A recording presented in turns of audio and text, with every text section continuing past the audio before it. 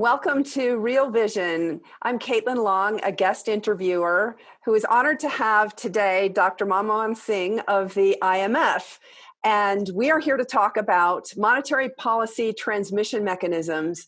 It's a topic that Raul asked me to host an interview with Dr. Singh precisely because he is the foremost expert in the world on the plumbing of the financial system. And I've been following his work almost since the financial crisis. He literally explained to me that most of what I learned in school about how monetary policy is transmitted didn't really apply in the real world.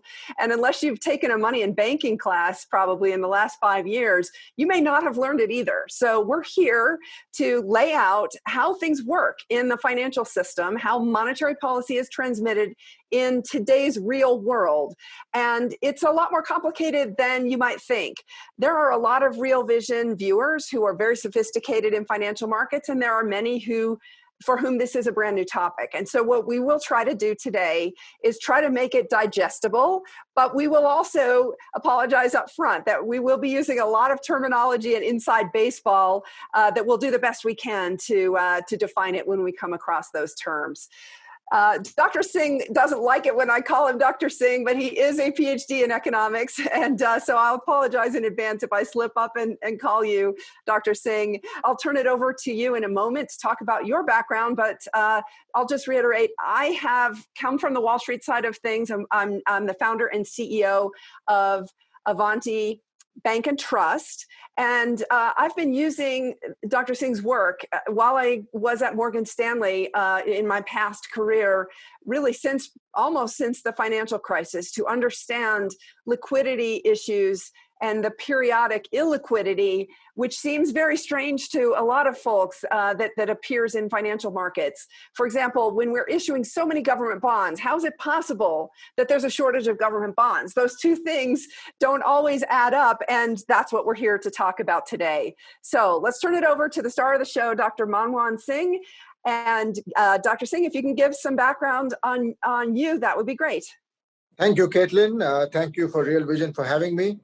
At the outset, I just put the usual disclaimer: the views are mine and not of the IMF or of the executive board of the IMF. So as background, I have a PhD from University of Illinois, Urbana-Champaign.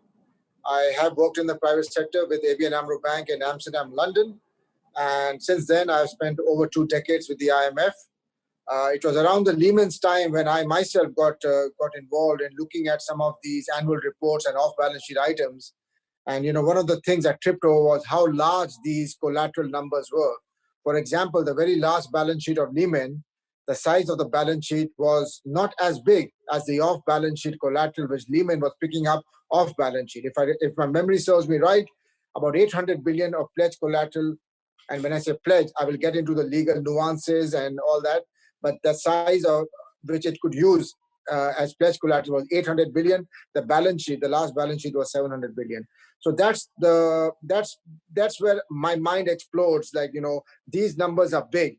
And when I started tabulating all these pledge collaterals around 2007 and 8, just before Lehman's demise, there were 10 trillion. And these numbers are at par with money metrics, like even broad money metrics like M2. So we'll go into detail, but that's where I actually started getting into this topic. That's great. And Hi, I'm Raul Powell. Sorry to interrupt your video, I know it's a pain in the arse, but look, I want to tell you something important. I can tell that you really want to learn about what's going on in financial markets and understand the global economy in these complicated times. That's what we do at Real Vision. So this YouTube channel is a small fraction of what we actually do. You should really come over to realvision.com and see the 20 or so videos a week that we produce of this kind of quality of content, the deep analysis and understanding of the world around us. So if you click on the link below or go to realvision.com, it costs you $1. I don't think you can afford to be without it. Par with money metrics, like even broad money metrics like M2. So we'll go into detail, but that's where I actually started getting into this topic. That's great. And me too. I must have discovered you not that long after that, because there were a lot of us who were working in and around the financial markets in 2008 who had a lot of questions about the plumbing. We knew that the mainstream version, which is that, oh, a bunch of banks just made a bunch of bad loans to subprime borrowers, that was more of a, at least from my interpretation, that was a symptom rather than the cause. And the cause was some of the plumbing issues that we'll be talking about today. But let's step back and start from first principles. Most of us, if we took an economics class in school, learned how monetary policy is transmitted, and it's through the traditional banking system. So the Federal Reserve injects $1 of so-called high-powered money into the banking system. Banks multiply it through fractional reserve banking. And it used to be a good rule of thumb that $1 of the monetary base, or M0, turned into $10 of M2. It doesn't work that way anymore. Can you share some background on how that transmission system is working, because it's still there, but also how the new one works and what's the relative size of the two? Yeah, it's a good question, only because people are getting into this topic, after Lehman. So you're right. The traditional textbook case would be there's a policy rate, but more or less the interest rate was the main channel. Most central banks will target an interest rate.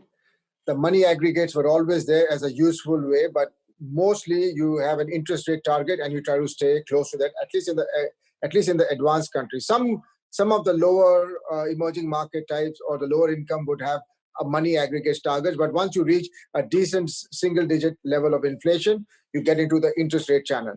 Now, getting into Caitlin's question, there is a different world which people have put it under shadow banking, where a lot of these other activities happen, which has to do with collateral. As I was mentioning, the size of this market is probably as big, if not bigger, than the money metrics, which we have discussed and we are taught as M0, M1, M2.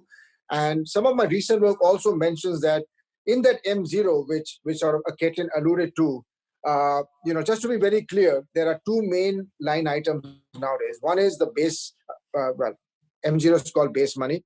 The bigger line item is the currency in circulation. Okay, that's the currency. And yes, we believe it is endogenous and it has the same characteristic as it has held over the last 50, 60 years.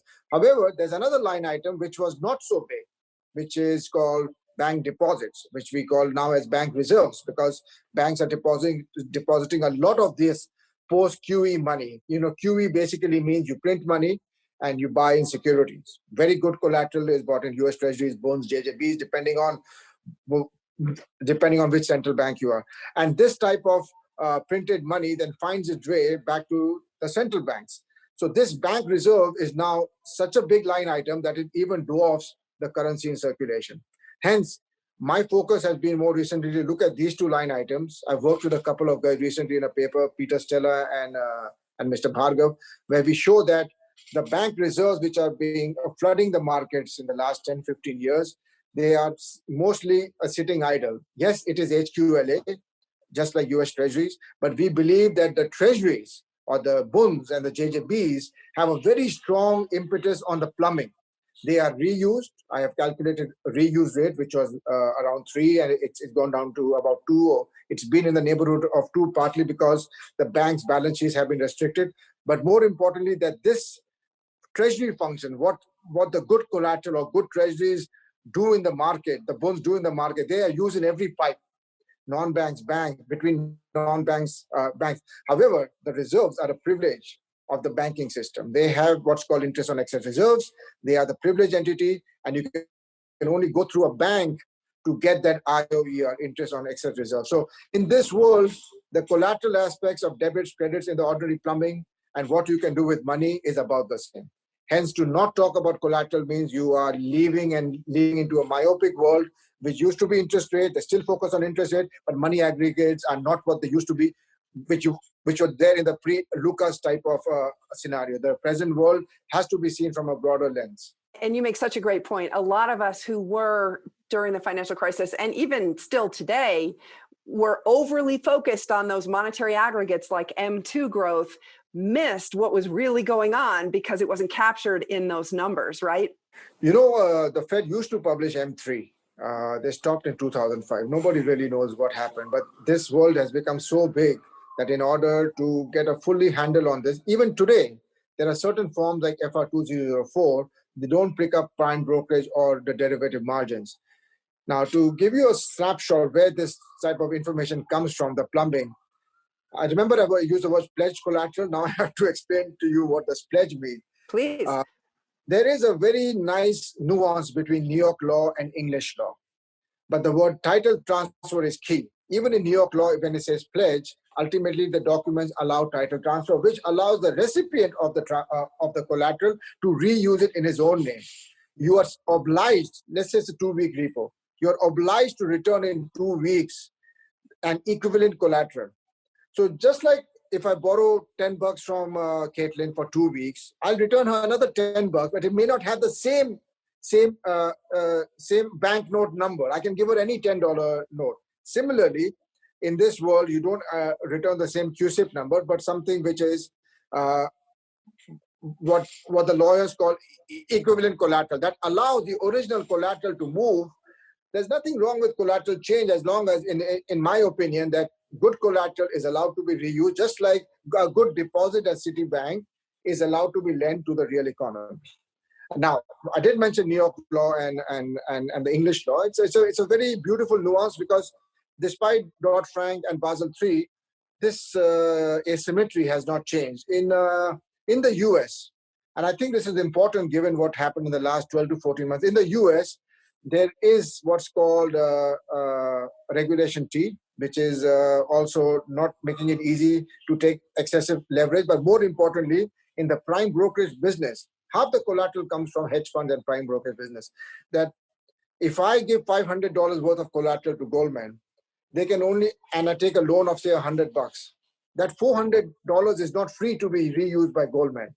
They can only use 140% of the debit. In other words, if I have a $100 debit, they can use 140% of my collateral. So the rest 360 cannot be used. There's no such rule in the UK law. In other words, if you can negotiate, you're a smaller hedge fund, from a prime brokerage angle, you may be waived prime brokerage fee or given very little prime brokerage fee if you allow unlimited rehypothecation. So this is an important nuance. The UK still hasn't got anything equivalent to this rule called a 15C3 or something like Reg T. And I think if indeed the regulators move to a new world where we got to monitor non-banks, we got to find where the collateral is, it's going to be very difficult. You have to make the asymmetry, at least between the two most dominant financial centers, equal. People mentioned what happened in March 2020 this year when the off the run never had a bid. Well, off the run never had a bid, but if you look at some of the data, much of the booking was out of Cayman Island hedge funds. So there will always be a way to book such type of transactions. But I think this is very difficult. I think hedge funds are by definition not part of the banking regs. They choose it that way. And if they tighten the screws, something like if the form FR 2004 starts picking up prime brokerage and derivatives and becomes even much more frequent than say the weekly requirement, this activity may move elsewhere. This was a very big topic post Lehman on how the FSA doesn't exist now. Try to really send the message home to all the hedge funds. Look, your collateral may be moving around and you may not know where it is or how much of it is there because you have signed off to everything. This you cannot do in the US due to the New York law. Right, but you can in the UK. Okay, you just threw so much at us. Let's go back and unpack this, especially for folks who are not following this, because this is really important stuff, folks. So the way we learned it in school was the traditional banks had a money multiplier that they multiplied the monetary base. What has changed about the traditional financial system, as you laid out, is that we've now had this huge flourishing of bank reserves that comes through QE. And so the money multipliers are nowhere close to 10 anymore, where they're in the low single digits now. But money and credit is coming through this different channel, which is the pledge collateral channel. What's interesting, I've always thought, is that the monetary base of that pledge collateral channel or shadow banking system is US treasuries or government bonds, which is really not that different than fiat currency that pays a interest rate. Now, some would quibble and say the Federal Reserve is a different obligor than the US Treasury, and so dollars are obligations of the US Treasury, Whereas, government bonds are obligations of the US Treasury, dollars are obligations of the Federal Reserve. But you see from a risk perspective how they're both considered risk-free. One pays interest, the other one does not. But you hit on a really critical point, which is that the velocity of pledged collateral is how money and credit are created in that shadow banking system. Let's go back to that, because you mentioned that the multiplier, the so-called money multiplier in the shadow banking system right now is about 2.2. This is where your work has been by far the best of anyone I've ever seen in estimating what that money multiplier, the collateral velocity, the reuse rate of collateral is in the shadow banking system. Talk about what that is, and then let's talk about the history of it since the financial crisis. I think the reason I find my numbers to be very global, and they seem to have been held more or less stable. I've seen many jurisdictions. Reserve Bank of Australia had some calculations on collateral velocity. The Dutch Central Bank had some. There was a paper out of Bundesbank on this. There are always documents coming out from the Fed on what you may call it collateral multiplier. Long story short, you need to look at all the bigger G-SIBs. And I've looked at the top 20-25. I've actually even gone down to levels of Commerzbank or Santander or say Standard Chartered. But if you're not big, if you don't have a big footprint, if you're not a $50 billion, $100 billion mover of pledged collateral, I let it go. So at the end of the day, I don't have a Santander or a Commerzbank or Standard Chartered, but anybody who's bigger than 100 billion, he is in my numbers. So I'm getting the best of the market. The most of the market is being picked up. I've looked at 25 of them. A few of them have disappeared, like Bear Stearns and Lehman. But at the end of the day, I will have about 8 to 9 US banks. Recently, the Canadian banks are also active in this because dealer balance sheet is compressed. So some clients may have gone to, say, the Toronto Dominion, etc., etc. Similarly, the market in Europe has also held steady with those 8 to 10 banks, but HSBC is coming in, Nomura is coming in, and the shares are changing. UBS was a giant in this game around Lehman. UBS has changed its business model. Now, coming back to Caitlin's question about collateral velocity, I view this as a global calculation, because unless you look at all the banks, it's kind of funny, but FSB, BIS have some working groups called data gaps. What are these data gaps? These are the data gaps which does not end up in a national accounts. So the Fed has flow of funds, which is a national account. UK has something equivalent. But what happens to off-balance sheet entries? The very first transaction between a hedge fund and, say, a large G-SIB is recorded. But if the second and third reuse is collateral on collateral and is netted and is clean and is legal, okay, but it doesn't show up in the balance sheet, flow of fund only picks up balance sheet items. Similarly, a UK flow of fund will pick up the balance sheets of the UK banks. Somewhere out there in the ocean, you have these off-balance sheet numbers which get drops, which is now officially being called data gaps. I had a paper on leverage with a young colleague who's now a PhD student at University of Toronto, Zohair Alam, where we showed that you need to augment whatever number we have for leverage in all these databases, Haver or this or that. Maybe, depending on how you see it from the bigger picture, 30%, 50%, but leverage is underestimated, full stop. I was happy to see a recent speech by Bank of England, Andrew Heuser. He also said, footnote 1 on the speech, leverage is underestimated. Now this is an issue because, March 22 was an example where the dealer balance sheet, they were not taking haircuts on US treasuries. Leverage was big. It was just not a basis trade.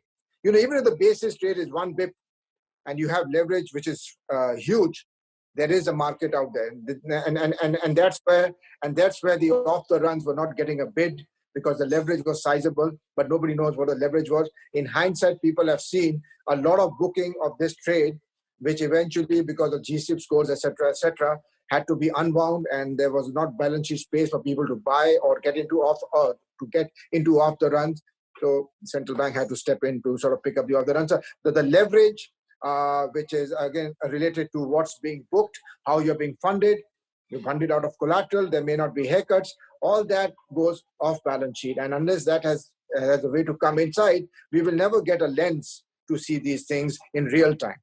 Well, and that's so important because the analogy, again, thinking back to us mere mortals who didn't grow up in this field and haven't spent the time researching it academically like you have, is that the money multiplier in the traditional financial system is loosely analogous to the collateral reuse rate in the shadow banking system. Those are both multipliers.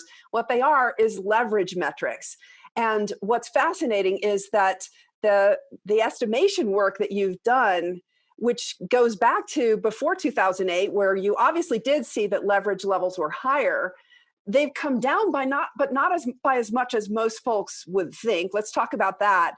But also, let's talk about the fact that when you produce these estimates of how much leverage there is in the shadow banking system, in other words, what's that money multiplier, the collateral reuse rate in the shadow banking system, that you only estimate that once a year. Why is it only once a year? This is difficult, and I'll tell you, it's not easy.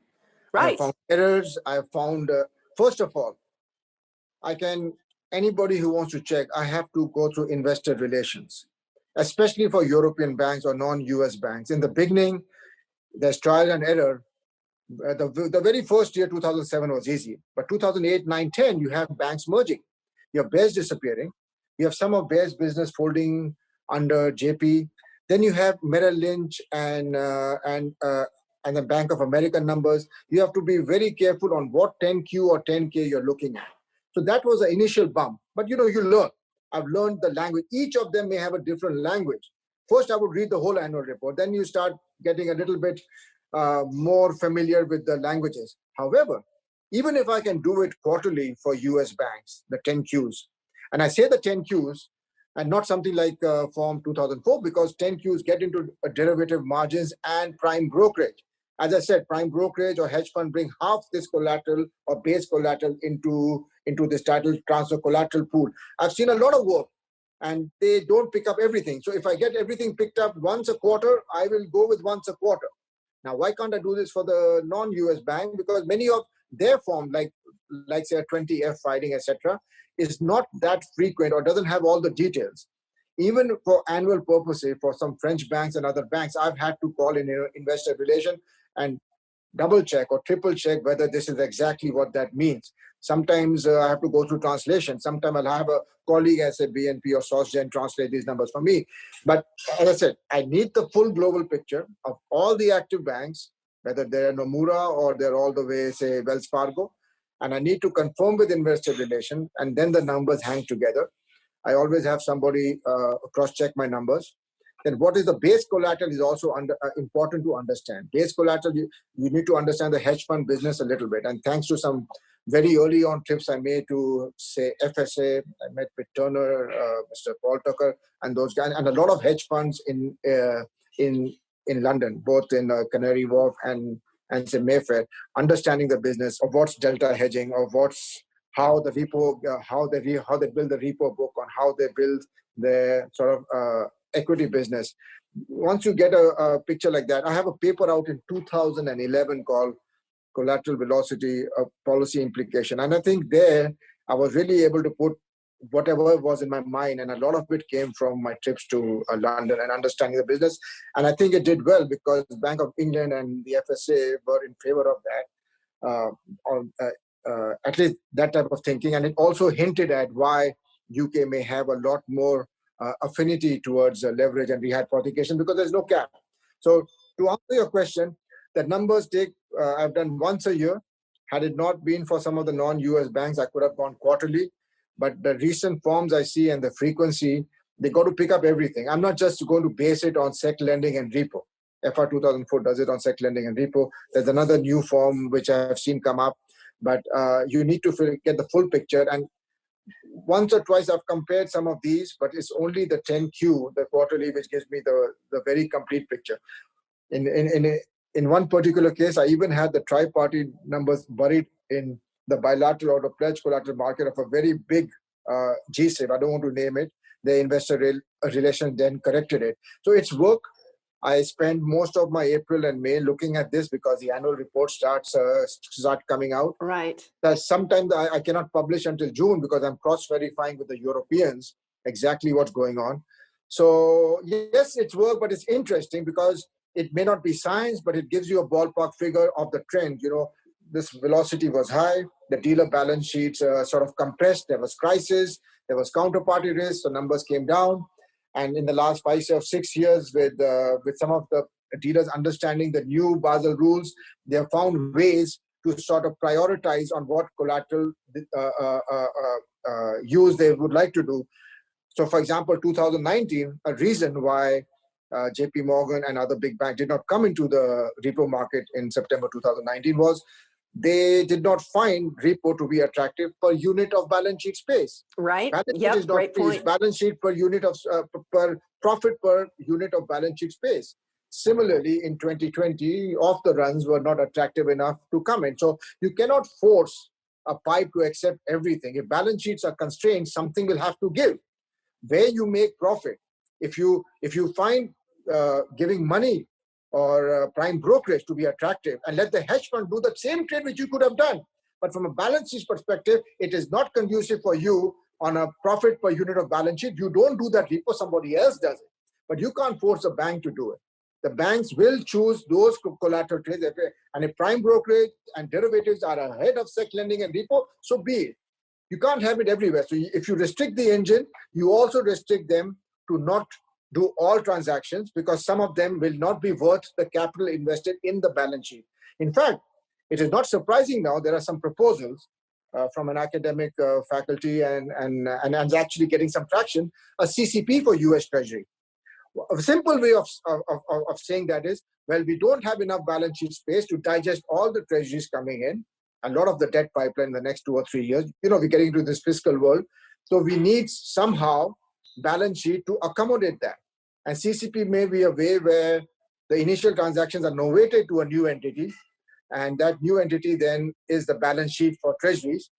In my mind, we haven't really thought through the loss of netting and this and that, but this is where it's going, that balance sheet space, the dealer balance sheet space is restricted enough.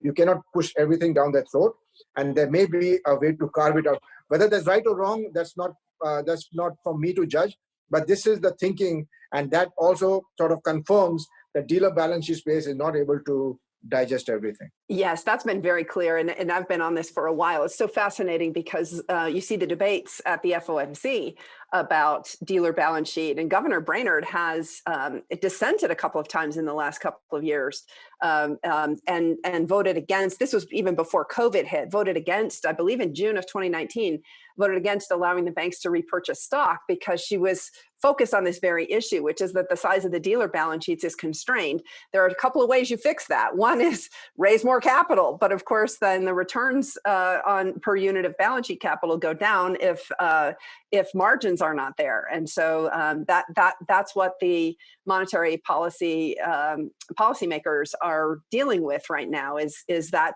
dealer balance sheet space to accommodate the increase in treasuries. But let's go back and talk about when we've seen illiquidity issues in the repo market.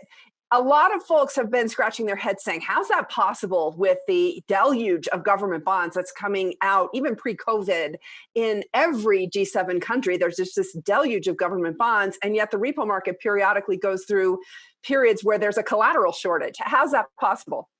Let me give you the background. As you mentioned about the dealer balance sheet space being constrained, I think the official sector central banks are cognizant, because I think in March this year, after the hiccups, Randy Qualls had a speech, and I think the rules came out that for the next 1 year till March 2021, both reserves and reserves and treasuries are exempt from the leverage ratio.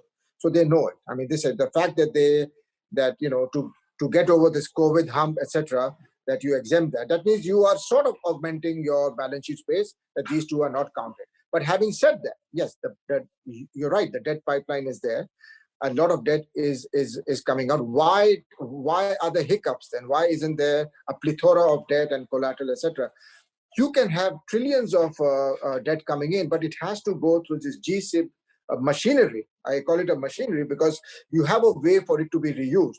If it's not reused and siloed, if you're issuing debt and at the same time somebody is buying it for QE and APP, you are not allowing it to be reused. Think of 100 million coming in and 100 million going back into a Fed or ECB or say a Bank of Japan and being siloed. So you have a siloing effect in the last 5, 7, 8 years, which is nonstop. I don't know if central bank balance sheets are going to unwind.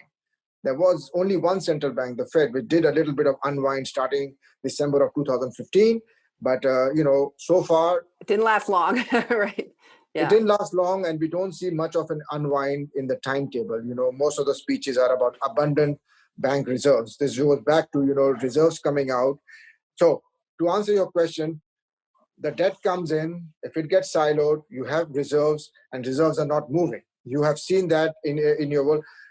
Reserves are HQLA, the treasuries are HQLA, but treasuries goes through all the pipes. So there is a more lubricating effect, a more liquidating effect, which you don't get from bank reserves. If bank reserves are moving, if all the bank reserves we have been creating move, I have no problem, but they're not moving, whether you call it an issue with interest on excess reserve or the fact that banks and central banks have a privileged relationship, but they are not moving the way the debt markets can make it work. And I think even from the debt market, the bank reserves seem to have been so far, both being HQLA, the market desires the treasuries. Now, there is a way for them to move up. Like I said, the collateral numbers are coming up. But again, some of the transactions will not take place. So repo is not that profitable as much as a prime brokerage. Mm-hmm. So long story short, if central bank balance sheets could unwind, or if the dealer balance sheet could get more space. In other words, if the official sector footprint is smaller, the dealers have a way to move things around. But if official sector has a way to silo monies and collateral, you don't get market signals. That's why markets are getting a little bit choppy here and there in September and in March, because the signals are sort of bifurcated. You have a large footprint of central banks and you have a relatively smaller footprint of dealers. You may think it's okay. I mean, that, with the large central bank footprint, you can contain the rates into single digits, etc., etc. But the large footprint needs to sort of be understood from the future perspective, because if the banks cannot do this job, and this is where I think your world about digital finance comes in, and I would not mind discussing this with you, because you and I have... Yes, we'll come back to that. That pipeline, the debt pipeline, or the number of AAA and AA securities, I looked at measures 70, 75, 80 trillion. But for whatever reason, a lot of official sector does not move them. So say a central bank, which is not very active, they will take this treasury and stick it inside, and they get the 2 coupons a year. They are not into reusing or sec lending them. And it gets siloed. Exactly. Right. Yeah. That's where the reverse repo transactions started to become meaningful for the US. Slowly, certain countries are getting used to sec lending. I know official sector accounts or quasi-official sector accounts, Middle East, China, etc., are getting used to sec lending transactions.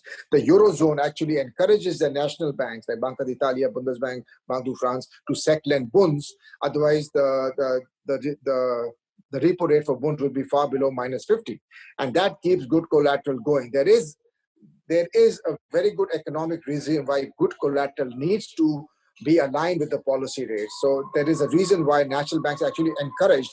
This also precludes piling up a lot of reserves at, say, ECB, because they have made some rule changes since 2016 and 17, where they encourage collateral. For collateral, it used to be only for cash. So I think the plumbing is getting in, but it takes a while, because you have geopolitical constraints, etc., where you need to buy these bonds, but there's no way central bank then reuses them.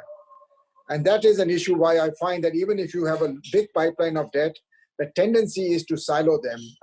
Inside the central bank's balance sheets. Yep. And what doesn't get siloed, what actually comes to the market to move, may not find the full traction, because dealer balance sheet can only do so much. So there is a reason why the numbers are not coming back. Now, you may call it leverage, which is also not wrong, but to the extent much of this is not under the regulatory eyes is also an issue. As I said, a lot of this gets booked off balance sheet. Yeah, let's come back, because you hit on something. You hit about on the implication of a negative interest rate. This was always a mind bender to me as I dug into this, that treasuries are worth more to the market than cash, because treasuries can be rehypothecated, but unless you're a bank, you can't rehypothecate or fractionally reserve cash. And so you typically see in periods where markets get illiquid that the general collateral repo rate goes negative. In other words, the market actually wants treasuries more than it wants cash. And it's not just because of again, a treasury is sort of a cash that arguably pays interest. It's because the treasuries can be rehypothecated. Let's dive into that. I mean, if you looked at why at least the Fed came up with the RRP, the reverse repo program, was intraday 2012, some of these rates went negative intraday. If you look at the Eurozone also, Eurozone had bonds oftentimes minus 60, minus 70, minus even 80. But now what happens? How can something at that negative rate still have a demand somewhere? This is where again the reuse concept comes in. If you have a bond which is yielding you not much, almost zero or even negative, you can look at the JJBs, which are also yielding negative. I can't speak about JJBs because a lot of that world is siloed. It's not offshore, it's not cross-border. But I get the example from Eurozone is pretty good. But the bonds are very profitable. Speaking to traders, etc., the national bank, the Bundes, the Banque de France, the Banca d'Italia, you can make some very good SEC lending rates. If you SEC lend bond a couple of times a year, 2-3 times a year, you make a pretty good return, although on the nominal value, you're getting zero, if the yield is zero. Such instruments, like the very good quality collateral, augment much more than the coupon. The coupons could be 0 or 10 bips, or even minus 10 bips, and the yields could be low. But the SEC lending market, in one particular case, sort of a month repo was a 40 bips. So you can do very well if you're astute and you know how to connect the dots. A lot of the big banks have HQLA needs, especially around the quarter ending. There's demand and they will want the bonds on the books. So that's a time where such negative yielding, good collateral can far... very scarce, right? Fetch, they can far fetch more than what seems on the paper that this is a zero yielding, a good collateral. So that's a perfect segue into where I wanted to go next, which is backtracking a little bit to the fact that you pull these numbers together only once a year. And in the US, you can get them quarterly, but on a global snapshot, it really is only once a year. And it can take months after the year-end period to put these numbers together. How on earth are prudential regulators trying to track all this and measure the leverage if the data is only available once a year? Do the regulators have a better insight into this than the general public does? The regulators have better insight. For example, I know there are templates which synchronize the US accounting data and the European accounting data, like the banks. Some are in GAAP, some are in this International Financial Report. IFRS, yep. They do iron out the asymmetry, like, one place has mortgage, one place has, so some balance sheets are more bloated than the other. But at the end of the day, as I said, not all off balance sheets are picked up. They're just not. You can only pick up what's on balance sheet. There are some ways they're trying to get a few off balance sheet items. So there is traction. This working group called Data Gap is cognizant that there's something missing. Right. There are also data a lot. and there are data groups like secured financing transaction, SFTs. And there, if you look at 4, 5, 6 of them, they are cognizant that we need to do a better job. Now they want to look at the non-bank of financing, keeping I think the hottest topic after March 2020 was how do we find leverage of non-banks, or how do we see these connections? And this is all sort of related to off-balance sheet, where I found pledge collateral. There may be other avenues. There can be a private wealth management business. There may be other avenues, Stitch, but it's difficult, number one. Number two, they are better informed now. But I think as a close proxy, if you're cognizant of data gaps and that the leverage is underreported, you need to augment it. So if you do policy work and you are running numbers or econometrics, use a measure. So if say you find leverage to be X, make it 1.5 times X. You have to be astute that your policy implication may give you a very different number, or may become statistically significant if you use larger numbers. There's something in econometrics called what I call attenuation bias. If every number is lower, if every number is lower, and I'm arguing every leverage data point is lower. You know, in statistics, it's something called IID, independent and identically distributed, where some errors are large, some errors are small, and there's a wash. In this case, every data point is lower. That means every error term is in the same direction. You've got to adjust. If you don't adjust, the results are biased.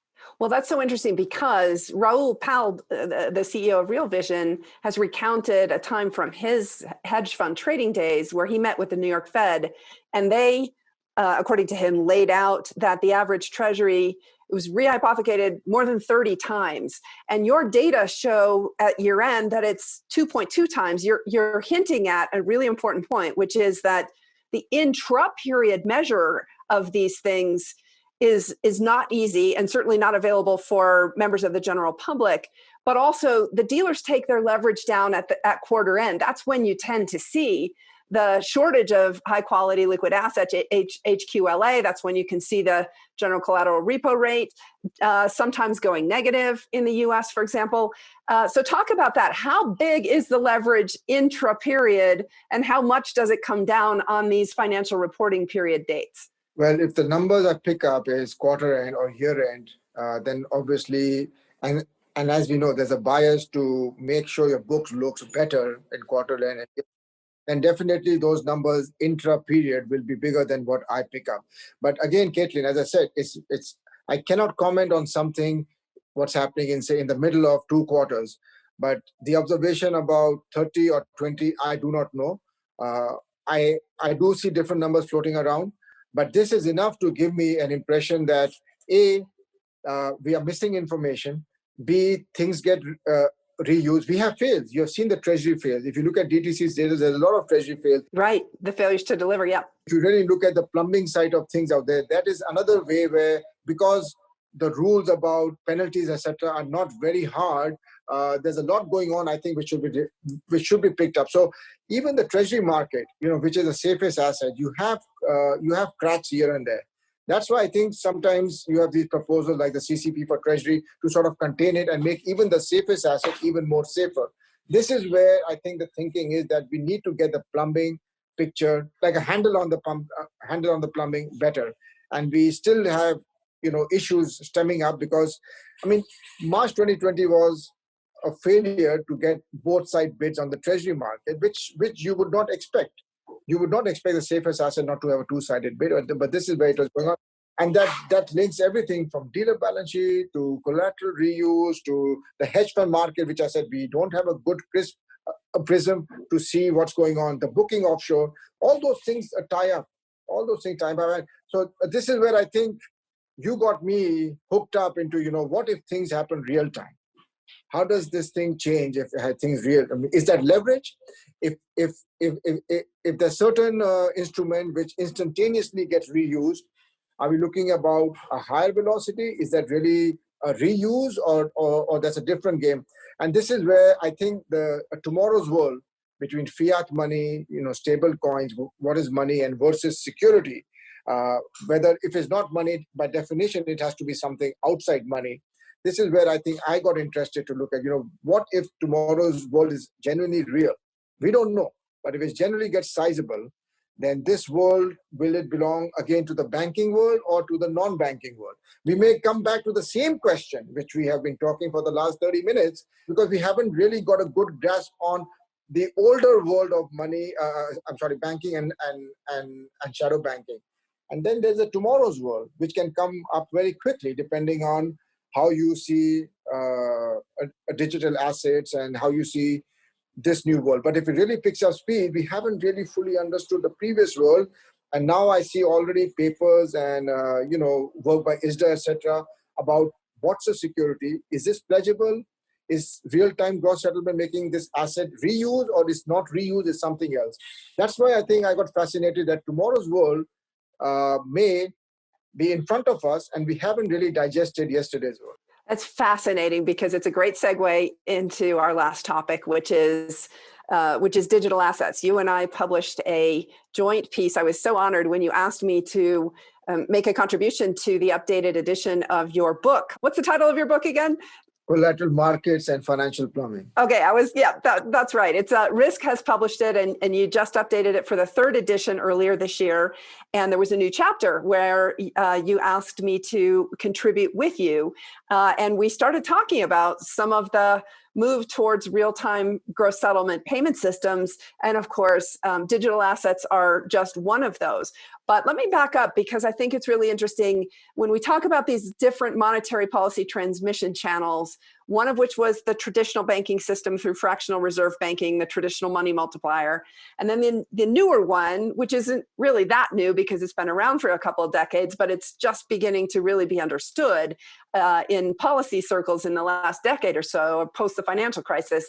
That's that collateral reuse channel, right? So you've got traditional money multiplier, and then you've got the collateral reuse version of money multiplier, two very different channels, but they're both based on leverage. So when you end up in the financial sector creating money and credit through either one of these channels, what you're really doing is using leverage to create the velocity of money.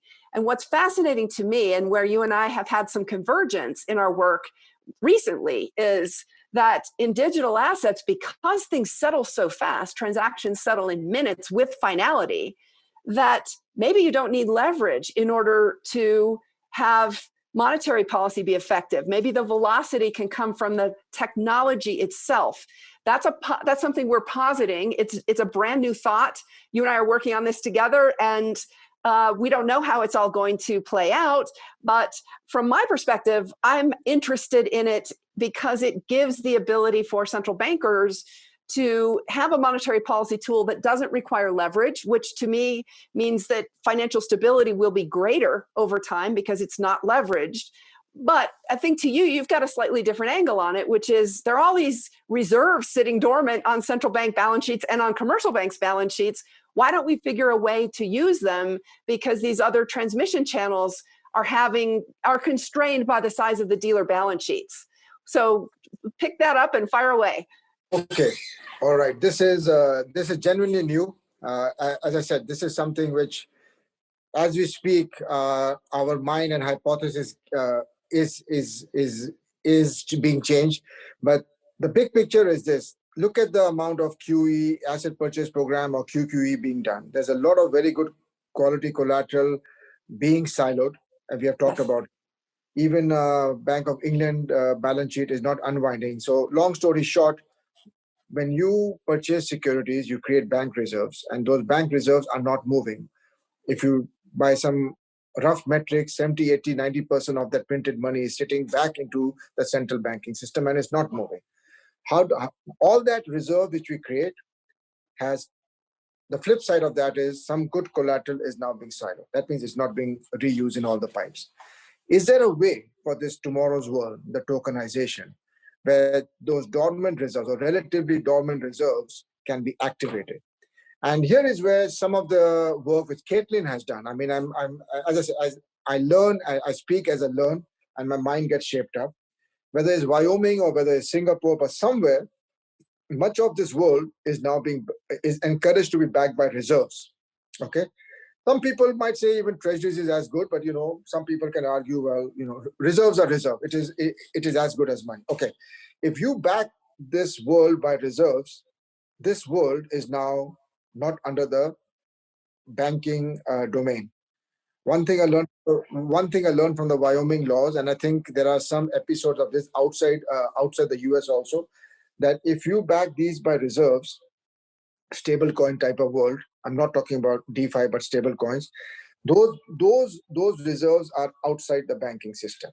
Now, very quickly, if this world gets traction, and we have seen some of these markets are multiplying by a factor of 4 in every 6 or 8 months, if indeed there is traction, then this world of which is backed by reserves is not within the banking system. What if big banks also find this business attractive? Large GSIBs, we have talked about GSIBs before. If GSIBs want to come in, they already have lending on their books. They already have leverage. We have talked about it. We already discussed off-balance sheet issues for GSIBs, which we don't have a handle on. And then you throw in digital assets. Let's say the stable ones, okay? You throw in digital assets and very quickly, this handle on liquidity gets very difficult. As it is, so what I'm saying is we are not ring fencing the digital asset. It comes along with all the other plethora of activities which is going on. And it's a difficult job. These banks are very good, but when you throw a curveball in, it can really change everything. And one of the things I'm learning as I go along is whether this world of digital assets, where there is some price volatility, there's payment system risk, because sooner or later, this world, banks, non-banks may want to access the Fed payment rails, etc., etc.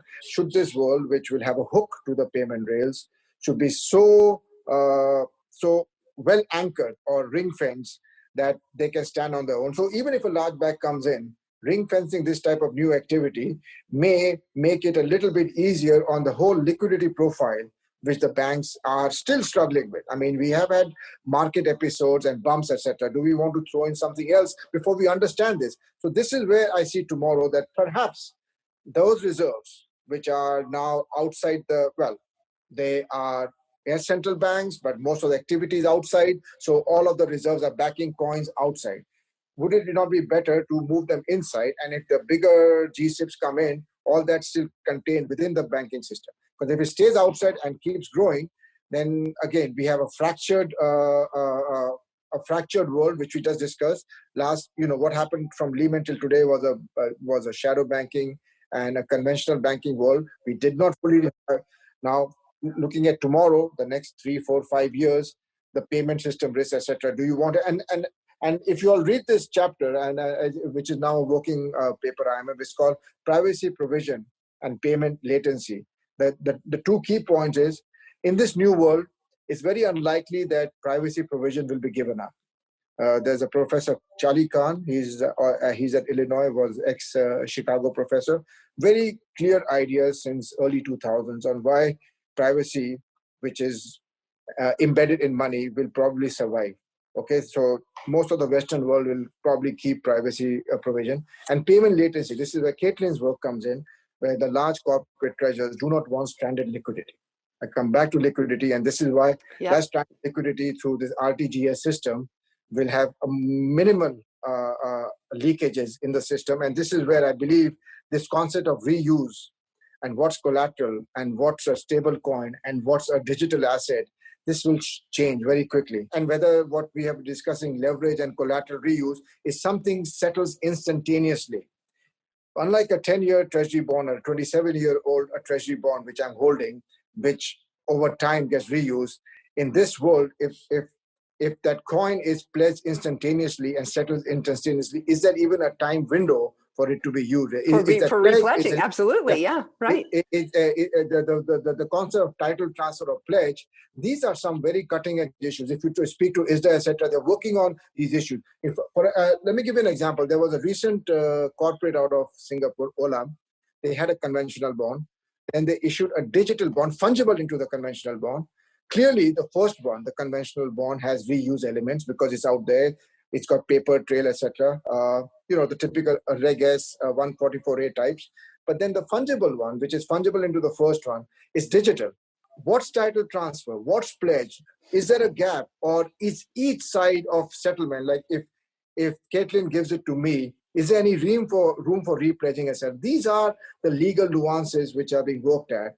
And I just believe that I would rather, because of the reserve side, rather see all this within a banking system. So the bank charter, which Caitlin's firm describes, all I'm saying is it may make more sense for that world to be within the banking system, even if the larger banks get into this, than outside. Because outside, again, means we will be back to those data gap issue we have talked about in the last half an hour. It's so fascinating because you and I've talked just even over the weekend about concentration of risk in the clearinghouses in CCPs, and where does this risk lie?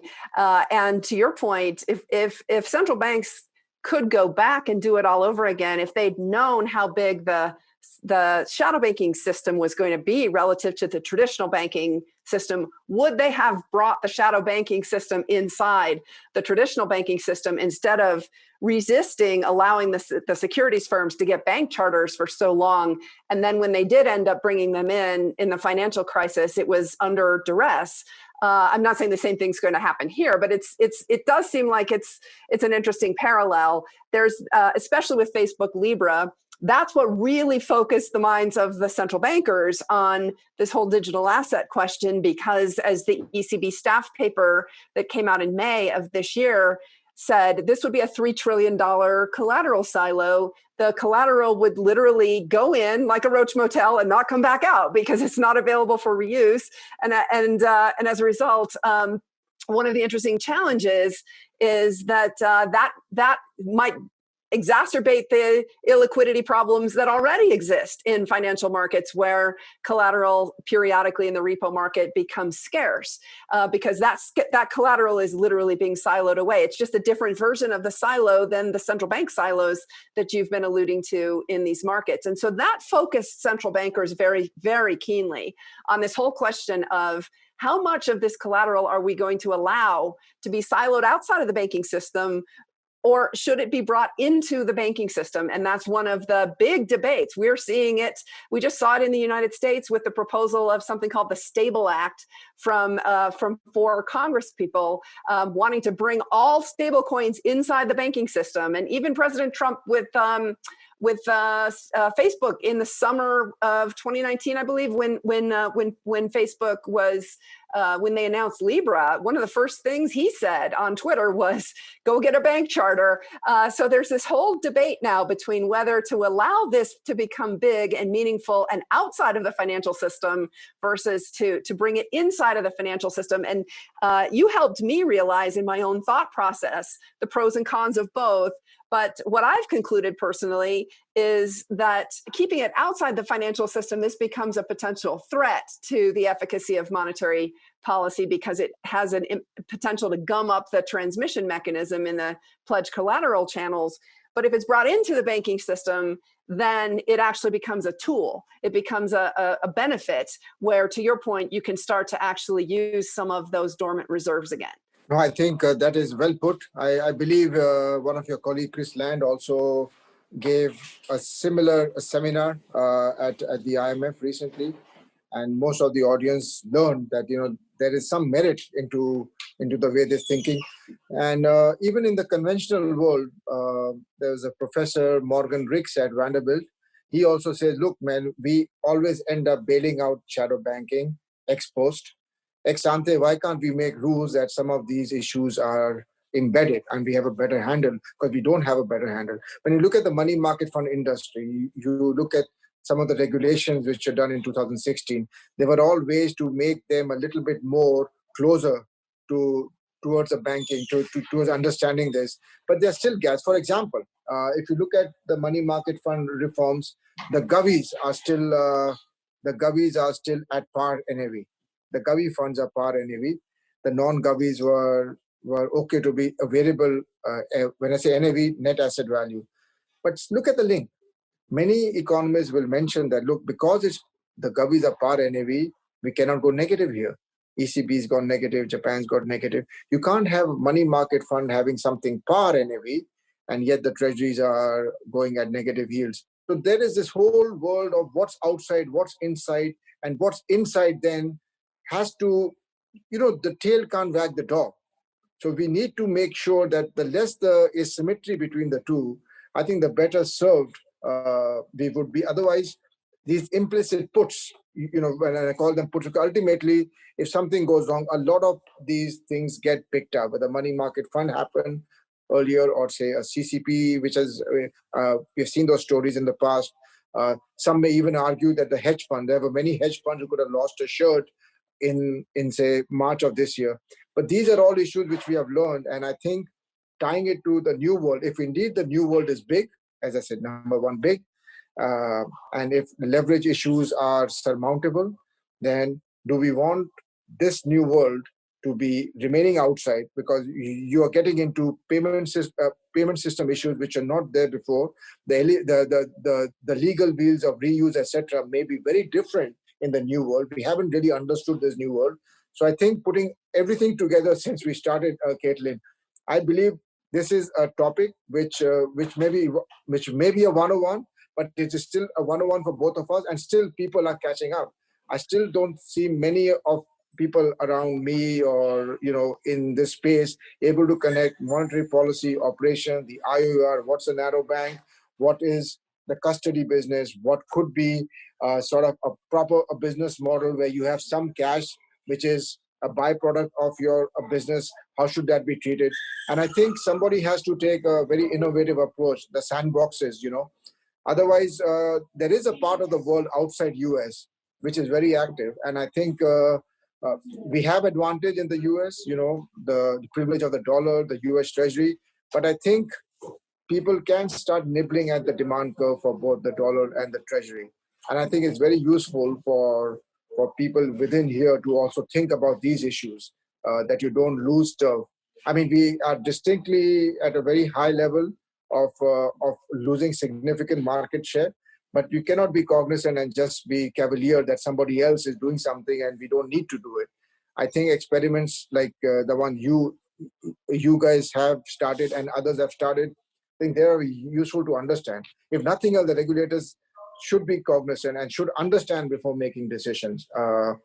We just don't know where all this is heading, but I think it's useful that that these issues are being touched upon. Bank charters in the middle of nowhere, and that bank charter is asking for Fed master account because they want to be part of the system. This is a genuinely new topic. I always find, let's face facts. A lot of the world is at a zero rate. I don't see the zero rate environment changing. You can keep writing papers on monetary policy, etc., or you can keep an eye on this new world, where this new world will take you. And I think there's a lot more bang for the buck you can get in understanding some of these dimensions and getting them correct than to whether we go a little bit south of zero or a little bit north of zero. I believe central bank is at a crossroad, and I think understanding this new world may be very useful than to be tweaking around zero. That is so interesting. And it's a great place to end, which is that we don't know how it's all going to turn out. And I think it's so important that you helped us understand some of the places where we didn't understand the previous world before we even move into the new one. Those who think that the new world might not converge with the old world might be surprised to hear that one of the GSIBs, it starts with a G, moved the former head of its repo desk in London to be head of its digital asset business. And again, we just heard why the London piece is so important because of unlimited rehypothecation that's been clamped down upon because of Basel III and other capital and liquidity requirements post the financial crisis in 2008, but to put a very senior person, the head of a repo desk, in charge of a digital asset desk in London should start to make folks realize these dots are actually being connected and this is happening. And Dr. Singh, it's so great to be able to interview you. I want to thank the Real Vision folks for giving us this platform to have this conversation. Your work is so important to understanding how the financial plumbing actually really does work. Can we end with where can folks find more about your research? Where can they find your book? And where can they follow you? Okay, first of all, thank you, both Caitlin and Real Version, for us to connect the dots. We like to learn a little bit every day from the private sector. I think those dots are useful to connect. Whether we connect them right or wrong, we try to connect, number one. Number two, the book is available with risk.net. If you need it, it's a third edition. I don't get any royalties, but if you just want some shortcut, there are a few links you should be able to read. There are 3 of them with Caitlin, which I think we can post it somewhere in Real Vision after this video. But if you Google Singh IMF WP means working paper, I think you'll see a lot of working papers come out. Otherwise, I think I'm happy to put my blog also with Real Version. All my work is on the right-hand side. So you might be able to read whatever you feel like reading, which gets into central banking issues, policies, whether the large balance sheets and how far we can live with them, leverage, all those articles. They're short articles. I know in today's world with multitasking, it's very difficult to read a 20, 30-page paper. So everything is 1 or 2 pager. And I think it is digestible. But there's always some analytics before we are allowed to write a 1 or 2 pager. So I think, again, thank you, Caitlin, and thank you, Real Vision. And hopefully this will be some food for thought.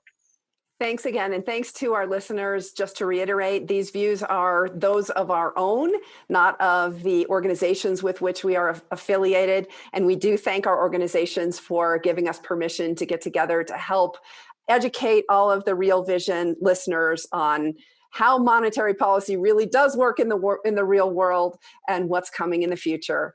Thanks again. Thank you. Bye-bye. I hope you enjoyed this special episode of The Interview, the premier business and finance series in the world. However, this is just the tip of the iceberg. For more in-depth content and expert analysis, visit the membership link in the description to unlock a week's access for only $1. This dollar can change your life.